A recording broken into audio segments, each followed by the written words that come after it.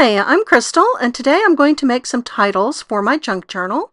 I'm going to use some letters cut from magazines, which I store in this organizer meant for embroidery floss, as well as some calculator tape that was discarded by my office because we no longer had a calculator that size. So I think these two things together are going to work quite nicely for me to make my titles. The letters don't have to be stored this way, of course, but I had the floss organizer and it works out really well for me. So I've got my letters out, and if I have to say one thing for you to take away, write down the words before you get started. And I know that sounds ridiculous. You're thinking to yourself, I can spell March. And I know that you can, but when you get started with the glue and everything, I don't know. Maybe it's just me. Maybe it's me.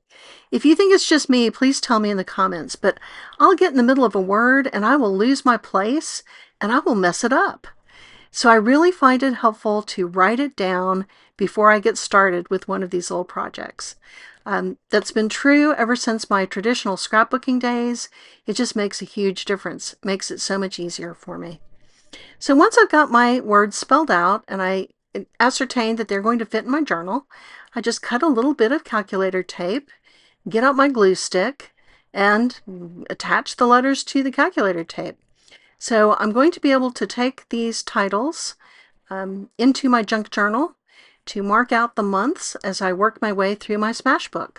So I just use my junk journal to collect my daily junk, to do a little bit of journaling, to attach a few photos if I have them, and I think these titles are going to come in really handy. So I hope that you found a little inspiration today, and I thank you for joining me.